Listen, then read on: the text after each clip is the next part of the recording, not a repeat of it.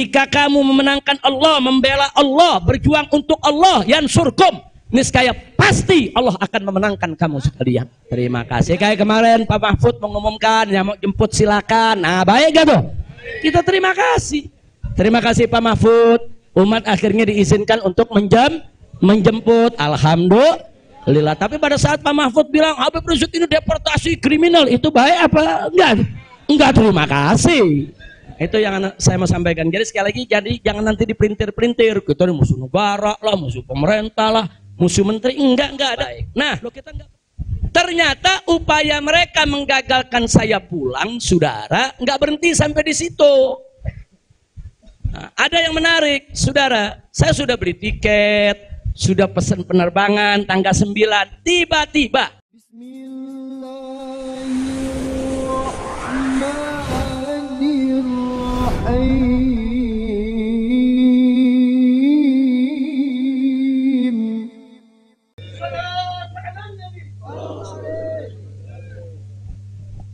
Assalamualaikum warahmatullahi wabarakatuh. Bismillah walhamdulillah wassalatu wassalamu ala rasulillah wa ala alihi wa sahbihi wa mawalah. Ahiba'il kiram, usikum jami'a wa nafsi bi taqwallah wa bi ta'ati rasulillahi sallallahu alaihi wasallam.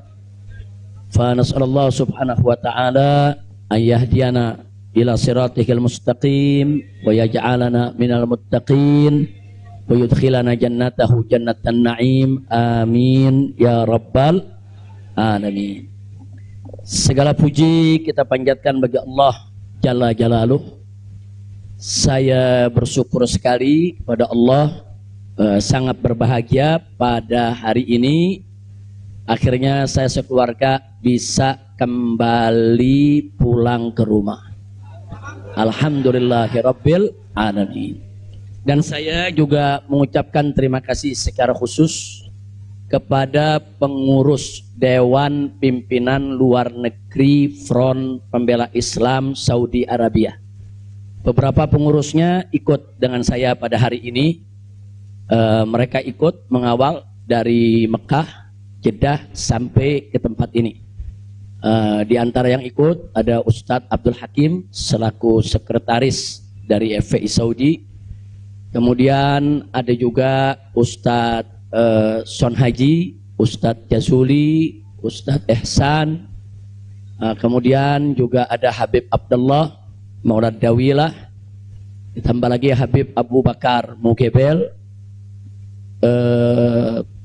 Jumlah semua kami berangkat dari sana ada 18 orang.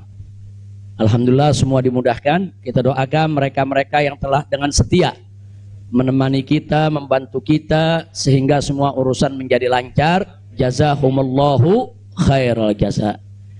Nah, baiklah ya ikhwan. Yang pertama ingin saya sampaikan di sini, saya sekeluarga selama tinggal di kota suci Makkah tidak ada kesulitan apapun.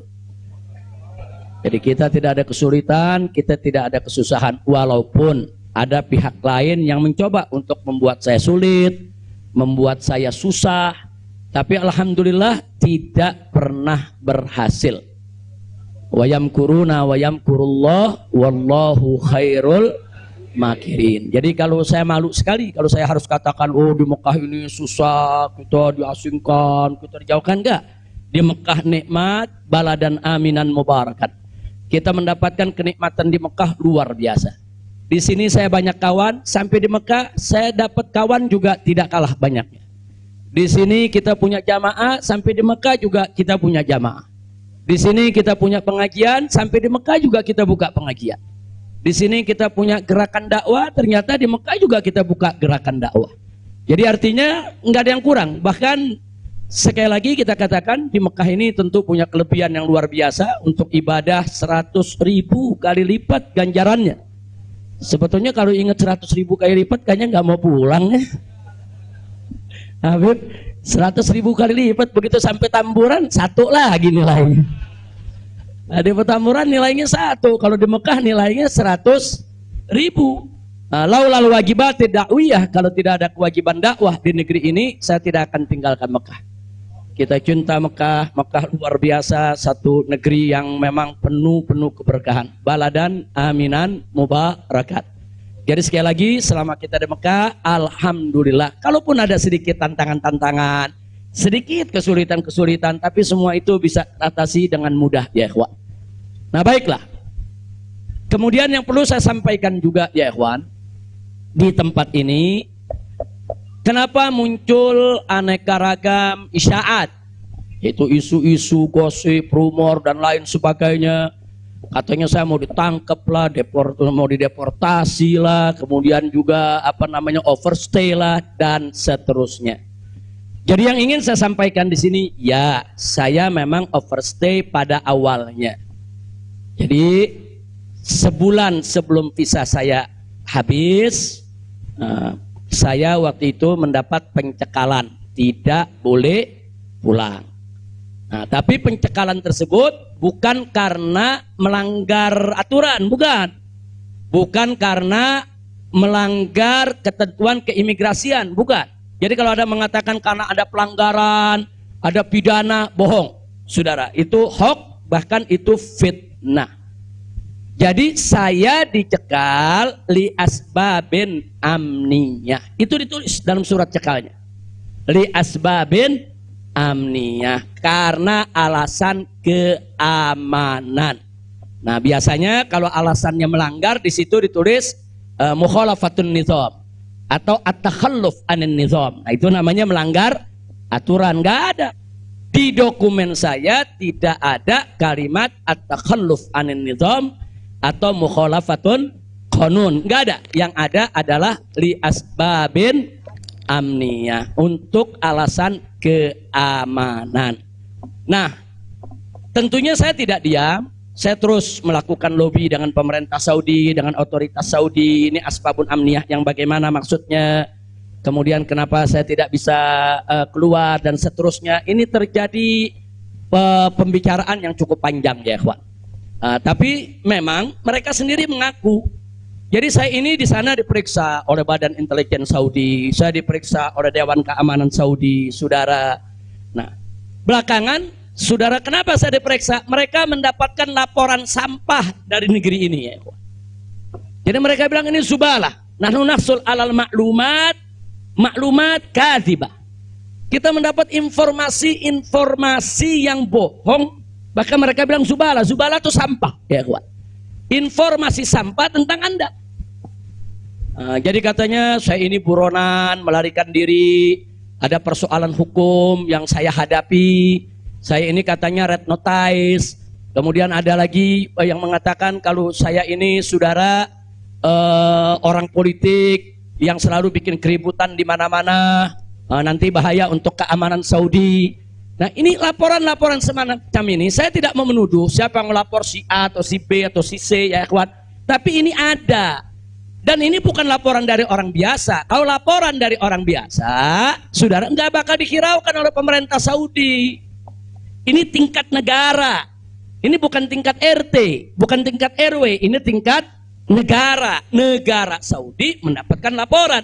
Berarti yang memberikan laporan ini, saudara, ini tingkat tinggi juga. Nah, tapi ala kulihal semua kita buktikan. Mereka bilang, apa betul Anda ini punya kasus hukum? Ada 2 kasus hukum, satu di Jakarta, satu di Bandung. Saya katakan kepada mereka, saya tidak punya kasus hukum. Mana buktinya? Saya punya SP3. SP3-nya saya terjemahkan ke dalam bahasa Arab. Kayaknya dalam sejarah nggak pernah ada SP3 diterjemahkan ke dalam bahasa Arab.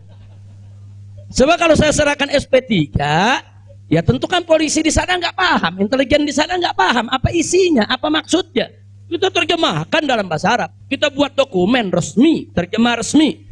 Jadi saya katakan, tuduhan apa yang Anda dapat dari pemerintah Indonesia?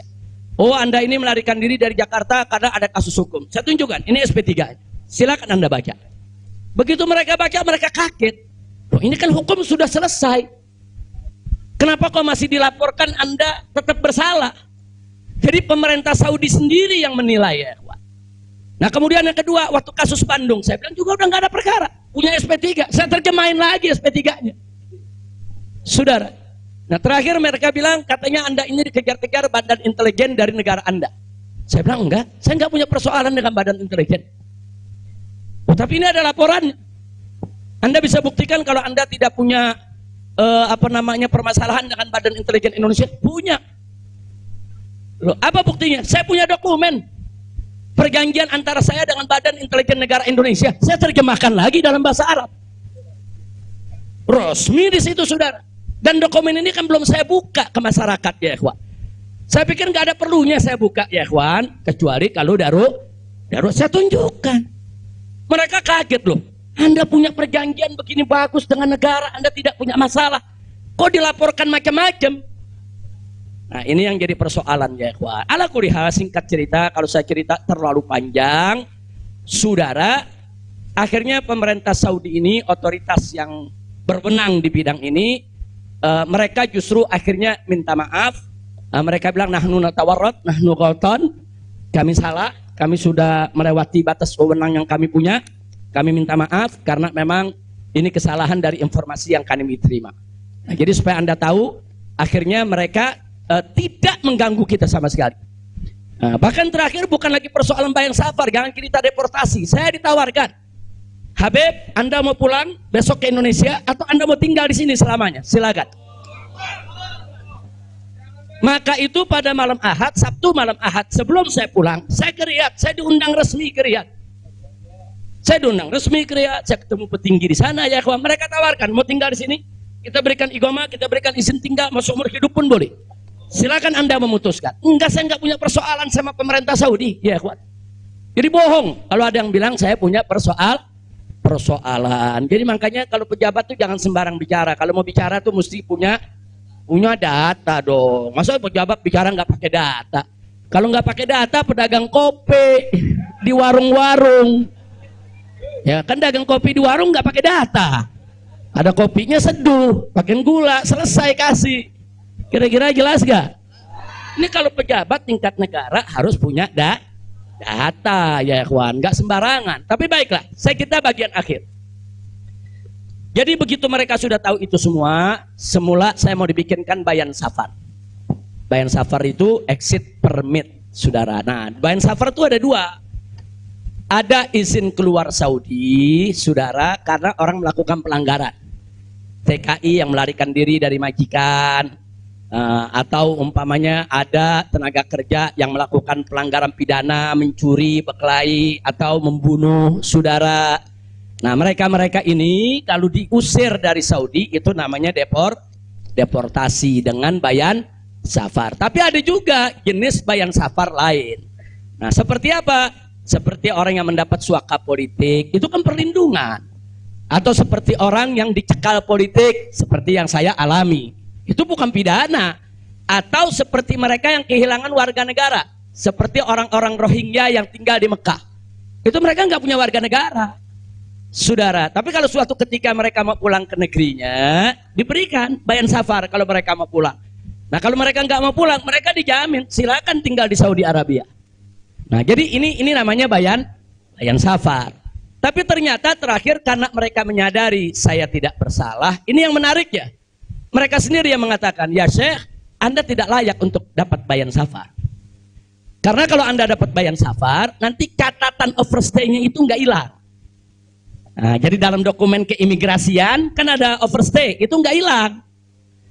Nah, walaupun Anda tidak dicegah, tapi catatan itu kan jadi buruk. Anda nggak pantas untuk mendapat catatan buruk karena Anda tidak bersalah. Jadi saya tanya, lalu apa mau diberikan? Jadi dibatalkan itu bayan safar. Lalu apa mau diberikan? Kami perpanjang visa Anda. Jadi selama 2 tahun lebih, 3 tahun setengah itu ya kawan, seolah-olah saya punya visa umurnya 3 tahun setengah. Tidak ada overstay ya kawan. Nah cuman pada saat mereka tanya, mau diperpanjangnya sampai kapan ya Syekh? Dia tanya, saya mau sebulan, mau 2 bulan lagi. Saya katakan enggak, saya mau pulang tanggal 9 insya Allah. Jadi cukup bayan safar, bukan bayan safar, tamdidnya cukup sampai tanggal 11 ya kawan. Nah, cukup tanggal 11, tanggal 9 insya Allah saya pulang. Nah jadi ini yang perlu saya sampaikan sekaligus klarifikasi, bohong. Kalau ada mengatakan saya melanggar aturan di sana, saya dicari, saya mau dipenjara, bohong. Nah, dan saya sesalkan kalau kalimat-kalimat semacam itu keluar dari mulut pejabat. pejabat ya ikhwan. Kira-kira jelas tidak? Paham semua? Baik. Nah, ternyata upaya mereka menggagalkan saya pulang, saudara, nggak berhenti sampai di situ. Nah, ada yang menarik, saudara. Saya sudah beli tiket, sudah pesan penerbangan tanggal 9. Tiba-tiba dari Indonesia ini ada yang membuat email atas nama saya. Namanya Habib Muhammad Rizik Syihab. Saudara, pakai foto saya. Email ini dikirim ke travel tempat saya memesan tiket. Nah, apa isi pesannya? Bahwa kami tidak jadi berangkat, mohon dibatalkan. Kami punya jadwal. Jadi ada upaya begitu. Ini bukan. Jadi ada yang bilang, ini kan cuman pura-pura jadi korban. Ini pura-pura playing victim. Enggak, memang benar mau dibatalkan ya, kawan. Tapi ala kulihal travelnya telepon langsung ke kita, apa betul Anda ingin membatalkan? Kita bilang enggak, ini ada email dari nama Anda. Saya katakan itu email palsu. Nah, ala kulihal tidak dibatalkan. Tapi nggak puas sampai di situ, ya kawan. Malam Ahad kemarin, malam Ahad yang lalu, pada saat saya ke Riyadh, ada gerakan lagi. Mereka membuat email atas nama travel tempat saya beli tiket. Nah, travel ini kan ngambil tiketnya ke bagian marketing Saudi ya, Pak. Ternyata kursi Saudi itu sudah diborong oleh marketing di Turki, di Istanbul. Jadi dibuatlah email atas nama travel, dikirim ke Istanbul. Minta supaya jadwal saya, istri dan 2 putri saya dibatalkan. Dan dibatalkan. Nah, jadi malam Ahad itu sudah batal. Saya punya jadwal ya, Pak. Tapi saya katakan kepada teman-teman pengurus FPI di Mekah, jangan diumumkan. Diam, kalau diumumkan ini nanti, kalau ini diumumkan ya ikhwan, padahal kita kan masih punya peluang untuk melawan itu. Kita masih punya peluang untuk memperbaharui. Kita masih punya peluang untuk beli tiket lain. Maka itu kita diam, tidak kita umumkan. Kalau yang pertama kita umumkan. Pembatalan yang pertama itu kita umumkan. Yang kedua tidak kita umumkan. Nah, tujuan saya kedua untuk tidak diumumkan apa? Supaya musuh-musuh, penjahat-penjahat, bajingan-bajingan yang membuat itu sudah merasa menang ya ikhwan. Nah, dia kan merasa menang, ketawa-ketawa, udah batal lo. Nah, besok kalau lo ke airport, begitu masuk ke counter, nama sudah tidak ada. Biarin aja dia senang ya ikhwan, nggak apa-apa, biar dia senang. Jadi sengaja kita biarkan. Nah, kemudian kita hubungi travel yang ada, kita minta untuk ganti kode booking. Nah, ada tambahan biaya, kita tambah biayanya. Tetap kita minta tanggal itu untuk kita dapat kursi. Dan kita dapat. Kita diam ya ikhwan. Kita nggak umumkan kalau kita punya tiket baru. Nah, ini kita tidak umumkan. Lancar semua. Tapi ternyata jebol juga informasi ke mereka kalau saya punya tiket baru ya ikhwan. Lalu apa yang terjadi? Pesawat berangkat jam 7. Dari jam 11 siang saya sudah kirim orang untuk check-in. Jam 2 kita sudah full semua, kita sudah dapat check-in. Barang sudah masuk. Tiba-tiba jam 4 sore di airport dapat panggilan, saya punya putri yang satu tiketnya batal. Ini permainan gila-gilaan ini ya, kawan. Nah, kita tanya, kita konfirmasi ini bagaimana bisa batal ini? Ya alasannya katanya ada ATM palsu lah. Ada orang mengaku bahwa ATM-nya dipakai lah, duitnya dicuri lah, dan lain sebagainya. Tapi tujuan dia, kalau saya punya putri itu batal, saya nggak bisa berangkat. Kenapa? Karena saya kafilnya. Nah, peraturan di Saudi nggak boleh kafil keluar. Saya ini kafilnya kalau anaknya tidak keluar. Kalau anak istri keluar, saya tidak keluar masih boleh. Tapi kalau saya keluar, sementara anak istri tidak keluar, nggak boleh. Itu peraturan di Saudi. Jadi sekarang dia batalkan satu supaya saya nggak ikut berangkat ya, kawan. Nah, jadi ini terjadi. Nah, jam 4 sore itu kita berkutat. Tapi alhamdulillah, saudara, otoritas Saudi bantu kita. Mereka juga terkaget-kaget. Oh, ini ada apa ini? Kok pembatalan bisa begini? Mereka nggak pernah alami ini semua ya, kawan. Nah, akhirnya jam 5 sore semua bisa teratasi. Jam 6 sore kita sudah masuk ke ruang tunggu dan jam 7 kita sudah bisa berangkat. Alhamdulillah. Nah, di sini yang saya ingin sampaikan ya, kawan. Kalau Allah sudah menentukan kita pulang, Mau kekuatan apapun yang mencoba untuk menghalangi, tidak akan pernah mampu untuk melawan kehendak Allah. Alhamdulillah. Dan Nabi sudah mengingatkan kita, saudara. Sudah mengingatkan kita dari jauh-jauh hari, hatta manusia dan jin ini bersatu untuk memberikan manfaat kepada engkau, tidak akan pernah bisa kecuali manfaat yang sudah ditetapkan oleh Allah. Begitu juga, saudara. Manusia dan jin rame-rame bersatu untuk mencelakakanmu, saudara. Tidak akan pernah kamu bisa celaka kecuali sesuatu yang sudah ditetapkan oleh Allah. Maka itu saya mengajak semua di sini belajar dari ini semua. Saudara, dekatkan diri kepada Allah, tingkatkan tawakal kita. Jangan takut dengan orang-orang yang ingin berbuat jahat kepada kita semua. Nggak usah khawatir. Wa yamkuruna wa yamkurullah wallahu khairul.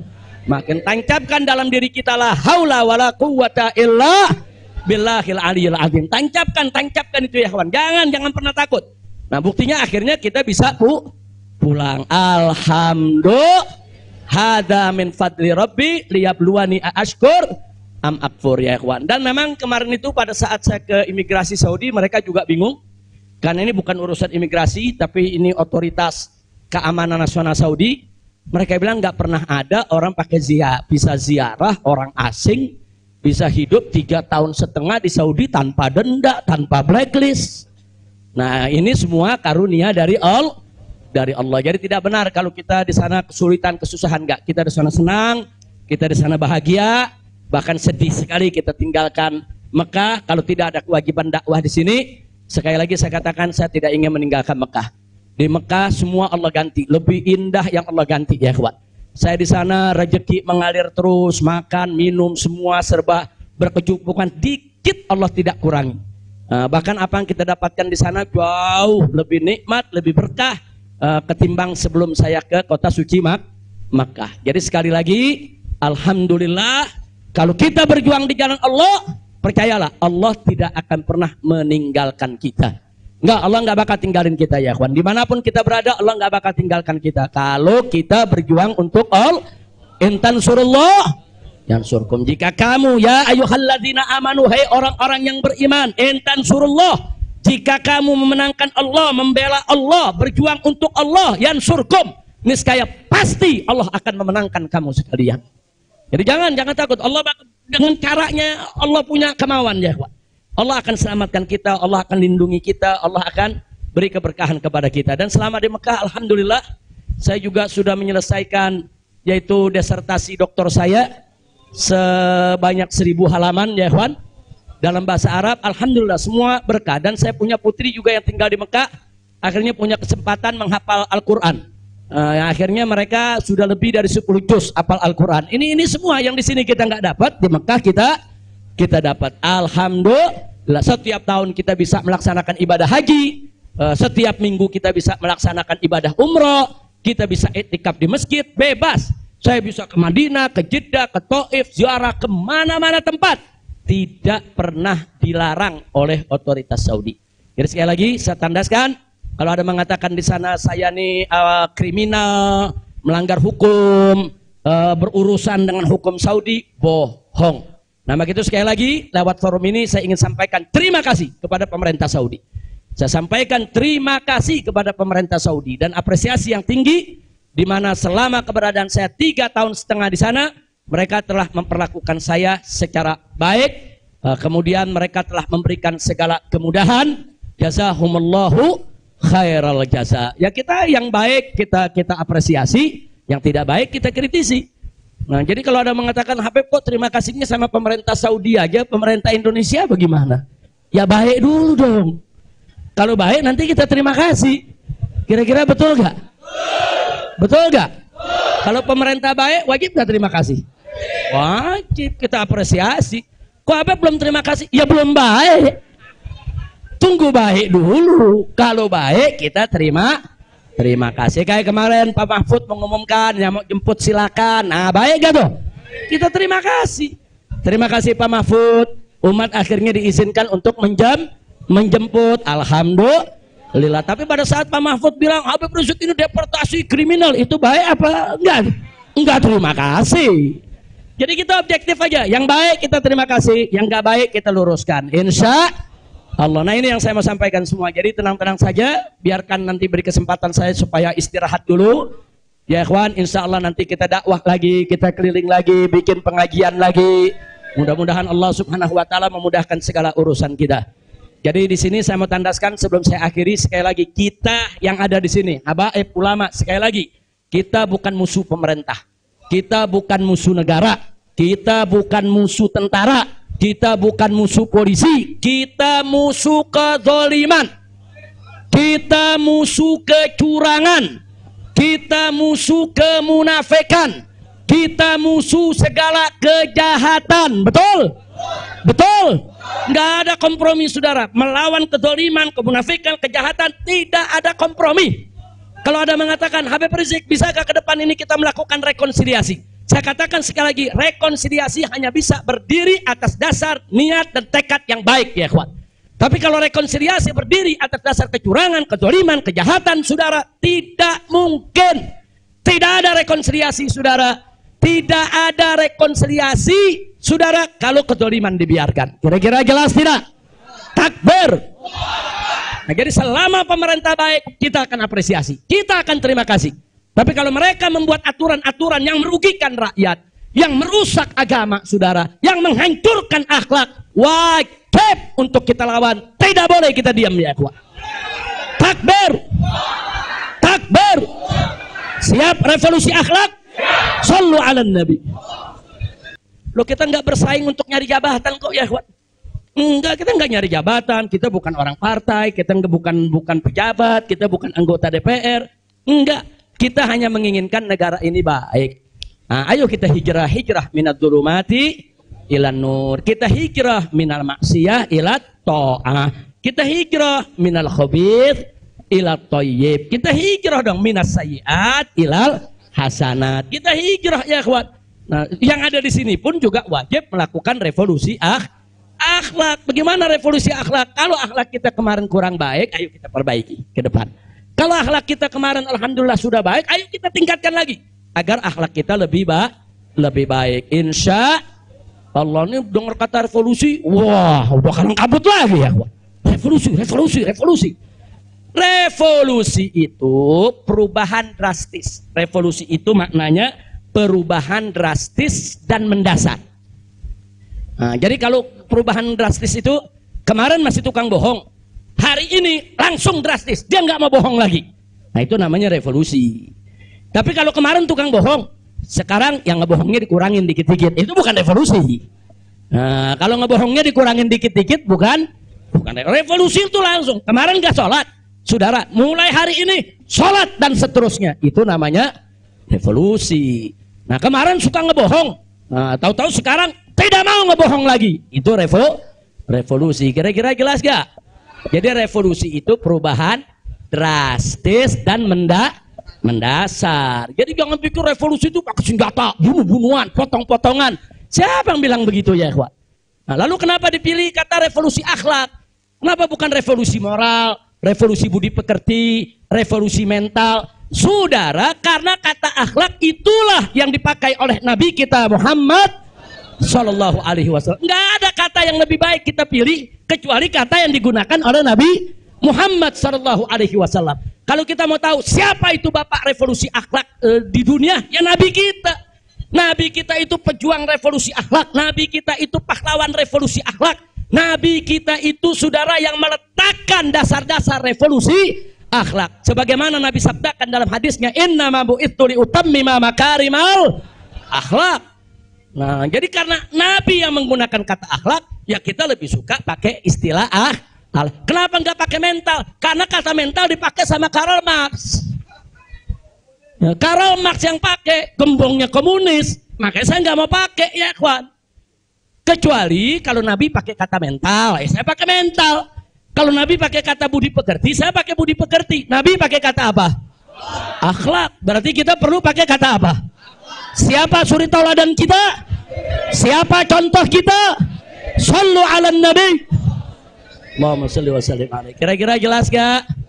Paham semua? Alhamdulillah. Saya pikir itu yang bisa saya sampaikan. Terima kasih banyak. Jangan semua diborong di sini. Nah, kan kita masih mau ceramah di mana-mana, insya Oh, Bandung udah main pesen aja, Beb, di Bandung, Beb. Nah, insya Allah nanti kita ke Bandung, kita ke Madura, kita ke Lombok, kita ke Aceh, kita ke Pontianak. Kita akan keliling semua untuk terus melanjutkan dakwah. Ustadz Maher, Medan, sallu ala Nabi. Alhamdulillah ada Ustadz Maher di belakang. Ustadz Maher mestinya duduk di depan, Ustadz. Ta'al. Lampung, insya Allah. Palembang, insya Allah. Nah, ini Habib Hamid bilang jangan jauh-jauh dulu, Pondok Rangon, Jakarta. Al-Jiran Ahad katanya. Oke, insya Allah kita lihat, mudah-mudahan saya sehat walafiat. Dan tadi saya minta maaf, ada sempat kecapean kita. Akhirnya saya turun, saya nggak bisa lagi berdiri. Sempat tidur 10 menit itu di bawah, nggak kuat karena dehidrasi. Itu terlalu haus, terlalu capek ya kawan. Tapi alhamdulillah setelah 10-15 menit kita bisa berdiri lagi. Alhamdulillah. Nah itu saja yang bisa saya sampaikan. Jazakumullah khairal jaza. Hanif bawain ke sini. Itu yang saya mau sampaikan. Jadi sekali lagi, jadi jangan nanti dipelintir-pelintir. Kita musuh negara lah, musuh pemerintah lah, musuh menteri. Enggak ada.